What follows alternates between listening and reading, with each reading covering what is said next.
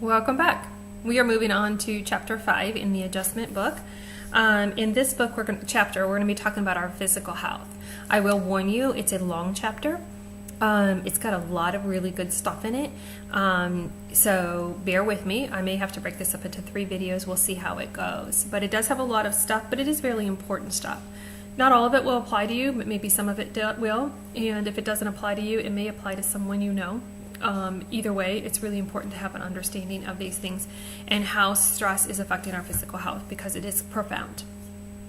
And in this chapter, you're going to find there's a lot of great figures and charts. I encourage you to review those and look at those, because they're visualizations, but they help us to really see the problem and draw it down easy. So I do encourage you to go through the readings, at least.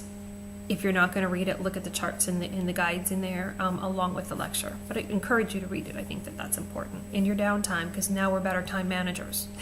So, heart disease is responsible for about 25% of the deaths in the United States. And so it's still a big, big killer. And so we know that personality is tied to heart disease. So both in the way that we take care of ourselves and in our personality and how we deal with stress. So you might have heard of type A and type B people. The type A person is very competitive, they're impatient, they have a sense of time urgency, and they quickly get angry or hostile. Those type A people are more prone to heart disease and heart attacks because it just puts so much strain on the body all the time. I'm certainly not saying that we won't all get upset or have things to deal with, but if we're upset to a large degree and because our eggs didn't come out the way we wanted in the morning, and because somebody cut us off in traffic, and then because the elevator wasn't there, then that's a lot. So can we relax a little bit on some of those things? Your type B is more relaxed, they're more easygoing, they're more amiable, they understand things happen, and they are more likely to go with the flow, and they have a lower rate of heart disease. Anger seems to be the key element that is most directly related to heart disease. So again, in prior chapters we talked about letting it go. Whatever happened, and it may have been a bad injustice, but it's not worth continuing to poison your body, because that poison will continue to seep in, it will continue to poison us, and it will continue to hurt us, into the future, causing heart disease, causing other health-related issues. Why does that happen? Why does anger cause that? Well, it causes a lot of emotional responses and hormonal responses and things to our body. It creates this up and down, and that up and down creates additional stress on our bodies itself, our physical bodies, the up and down and the release of all that. The people who tend to be that way also often will have less social supports or don't use the social supports that could be available to them. They often will have poor health habits because they have this need to be in control of things, so they're going to grab packaged food. They're going to do things that are just not healthy for them, more likely than others, and they're also more likely to drink and smoke. So those health habits that we know contribute to the problems are likely in a type A. Holding emotional stress in also is tied to heart disease. So we talked about that in the prior chapter as well, with coping, finding a release, a friend, a therapist, a dog to talk to, journaling, whatever it is that you need to do to find a way to get rid of that stuff and send it elsewhere. Depression doubles our chances for developing heart disease as well. So again, that's tied with bad health habits and the strain that it puts on our body with depression. So finding a way to deal with depression if it's a factor in our lives. High stress increases our chances for cancer, and it also lowers our survival rate once cancer is diagnosed. So we're more likely to get cancer if we're under a high stress or continue under high stress, not having a stressor, but chronically living that way. And that if we get diagnosed with cancer, we're less likely to be able to defeat it if we keep that lifestyle. Stress is also related to a suppressed immune system. It creates lower back pain. It can cause irritable bowels, stomach disruptions, things like that. Chronic stress, in essence, such as maybe caring for a loved one who's sick, can cause depression, can cause suppressed immune systems, can cause a lot of things. I'm not suggesting that if we have somebody that we have to care for that we don't do that. And that could cause us more stress not doing that when we care for that loved one. I am suggesting that we find to the best of our ability and know how important it is that we be there for that person. So we need to find other releases. So whether we get professional help a little bit on different days, whether we have friends or family that also help and support, whether we find other ways to cut other things out of our lives, we simply can't do everything all the time for everybody. And we have to be realistic like that so that we can be the best we can for that person we're caring for. About half of all deaths are related to poor health habits. So up to 50% of the deaths are related somehow to some poor health habits that we picked up along the way. Understand that these habits are typically habits that we picked up at a much younger age, and they just continue on through the lifetime, causing problems down the line because we weren't caring for ourselves. In essence, cancer doesn't typically just happen, but or other stressors, other problems. Some do, certainly some do, but they build and build over years and years and years of these bad habits happening to us. And one of the other problems is that people underestimate their risk factors. Since they're not sick right now, and nobody currently in their network is sick right now, they don't see it until they're later. So smoking is one of those things. People may not notice it, and it sneaks up on them. But they are coughing, and they do have, the voice is starting to go, and maybe they don't have as much energy, but it's day by day by day. So they don't see that profound difference. So it allows them to continue to smoke. And then 10 years, 15 years, 20 years into the game, they're extremely sick, and it's very hard to reverse that damage. Same thing happens with illegal drug use, alcohol, overeating, bad eating habits, all those poor choices, not exercising. Smoking itself elevates our mood, it suppresses our hunger, and it enhances our alertness and attention. So it feels good at that moment, and it feels so good that we're ignoring the negatives that are coming with it. We don't notice them as much. 24% of men and 18% of women still smoke, even though we know that it has health-related issues. It's not like we're saying it might or it could. We know it does. We know it will hurt you in the end. We know it is not healthy. There may be that one guy that didn't show any signs, and he probably didn't know about it. Okay, it does cause health issues, but knowing that, about 24% of men and 18% of women will still smoke. The life expectancy when we smoke is approximately 13 to 14 years less than a non-smoker. Smoking is related to cancer, cardiovascular disease, oral cancers, bladder and kidney problems, lung cancer, stroke, bronchitis, and emphysema. Specifically, it is a contributor to other factors and other problems as well. So that's a lot of stuff that can happen to us, and oftentimes for smokers, many of those things will happen, not just one. It can be reversed. People stopping smoking at any age, even though they may have been smoking for a long time, can start to reverse that damage, and our body wants to heal itself.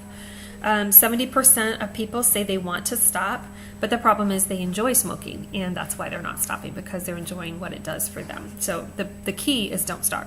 That's the most important one. Most people who quit, they do quit on their own. However, some people do better in programs and with those social supports in place for them. Products can help, whether they be Nicorette gum or different medications that are out there. Again, it's a personalized choice. The majority of the people just stop on their own, but if that works for you, you should definitely consider it. There are quite a few programs out there. Drinking is another killer to our physical health.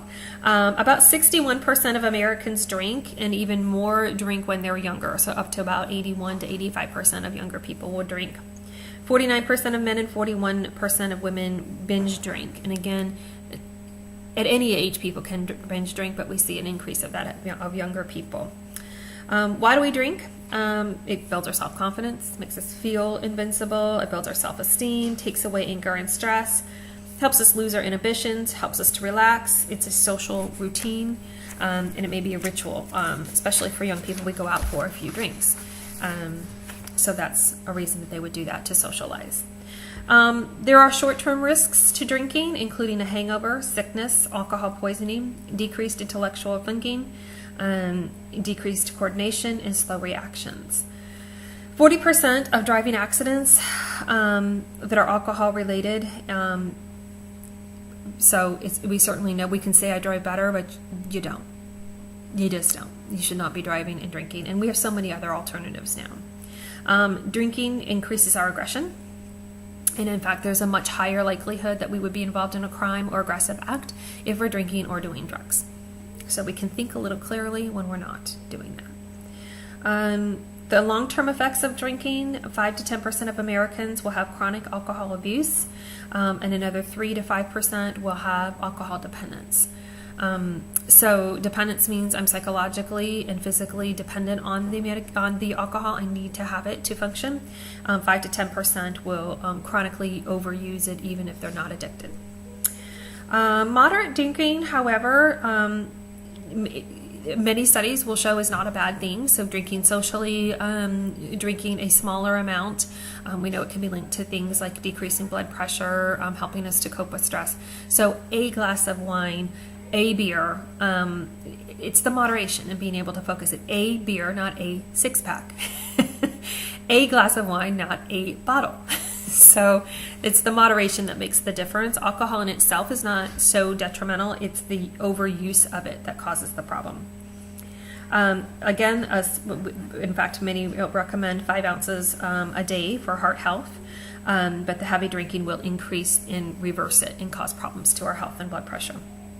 Excessive drinking is tied to oral cancers, stomach problems, pancreatic problems, colon problems, rectal problems, cirrhosis of the liver, malnutrition, pregnancy complications, brain damage, and neurological disorders.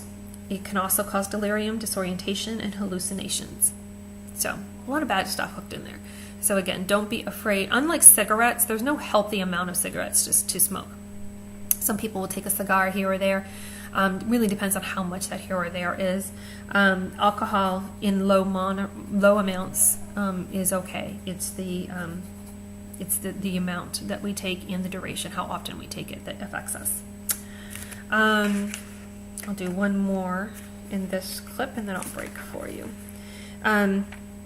Overeating. That's a big problem. In the United States, it continues to be a bigger problem with people becoming heavier and heavier in obesity and the health-related problems associated with it. 31% of men and 35% of women are obese, and even more are overweight. This increases our risk for heart disease, diabetes, hypertension, respiratory problems, gallbladder problems, stroke, arthritis, cancer, joint pain, and back pain. So, it seems to be tied to that lifestyle. Causes for obesity, heredity. Some people are just born bigger and by nature will get bigger faster and with a lower metabolism. Excessive eating, just not stopping when we're full, or eating out of boredom, eating poor choices of foods just because they're there, not because we need them. Inadequate exercise, just not moving in a set point. Our body wants to be a certain weight. I know for myself, I thought I was moving around, and I took a test for myself, and I used a Fitbit, and I thought to myself, I guessed I was probably walking around 7,000, 8,000 steps a day. I took a journal, and on average, I was walking less than 2,000 steps a day. I really thought I was doing more. I mean, I know what I was doing, and I was shocked to see the difference. So I think a lot of times we think we're more active than we really are. So something to be aware of. Are we always getting the closest parking spot? Not me. I'm in the back of the parking lot every time because I've learned from my own experiments. Losing weight is what is most helpful for us. And at any given time, many of us are dieting or trying to lose weight. At any given time, 21% of men and 39% of women are taking active steps to lose weight. So it becomes that yo-yo back and forth kind of situation. To lose 1 pound, we actually have to burn 3,500 more calories than we take in. So if you want to lose a pound a week, you have to burn 3,500 more calories that week than you put into your body. So here again, journaling can be really helpful, particularly for those that use packaged foods and things like that, because it's hard to see how many calories are in things like that. Fresh fruits and vegetables are a little easier to monitor, but you have to monitor it to know. You must decrease your food intake or your caloric intake, not necessarily the food, but the caloric intake.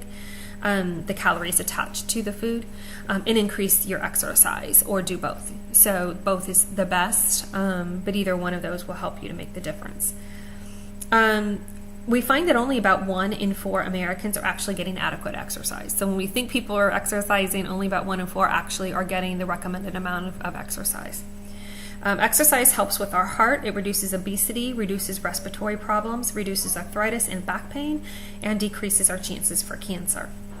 Exercise helps us to combat stress. It helps us with our mental health, and it helps us with our sense of well-being. How do we do it? How do you fit that in? I can tell you for myself, that was something I thought I was doing a lot more than I was doing, and I found I wasn't. And so I started saying, what my time management, well, I can't. How am I going to find this time? How am I possibly going to do that? And I realized that within my schedule, I listen to about 5 hours a week of required WebExes. They're called, but they're just calls. I don't have to participate. I have to get the information. I have to gather the information. And so that was my time. There was my 5 hours a week. And that's what I did, is I started walking or biking during if I needed to take notes, I used a stationary bike so I could take notes, or I took a pad with me, and I walked during those meetings that I didn't have to participate. And I was able to take off 11 pounds in 3 months. So it wasn't overnight, wasn't a super fast fix, but I was able to do it with really little effort, and my health increased a lot. So I was just like you, going, where's that time? I cannot find a time. There's not one more minute in my schedule until I challenged myself. So finding something to keep us honest. Again, for me, it was a Fitbit. For you, it can be whatever it is, but really holding ourselves to the fire, to be honest, can make a big difference in our health. What do? Find something you enjoy. If you don't like walking, run. If you don't like running, swim. If you don't like swimming, crawl. Whatever it is you do. If you like weights, do weights. If you like nature walks, do that. Don't do something you hate, because you won't do it. So find something that you enjoy doing. Do it regularly without overdoing it or hurting yourselves. I started biking with my daughter. Once she learned how to bike, she enjoys that. We enjoy going on the trails. I added that to my schedule, and it added quality time for us as well. So I had to get a bike rack. It was worth it for my health. So there are things like that you can think about. Increase gradually. If you can only do 2 laps around the block, that's okay. Maybe in a week or so you can do 3. Don't push it, because then we quit. Reward yourself. And the biggest one is get started. Get out there and do it. Rather than plan on it, get out there and do it. If it's raining, it won't be raining all day. Go out later. So make a plan. I look forward to seeing your success and hearing about it. Come on back, and I'm going to talk to you about drug abuse. See you soon.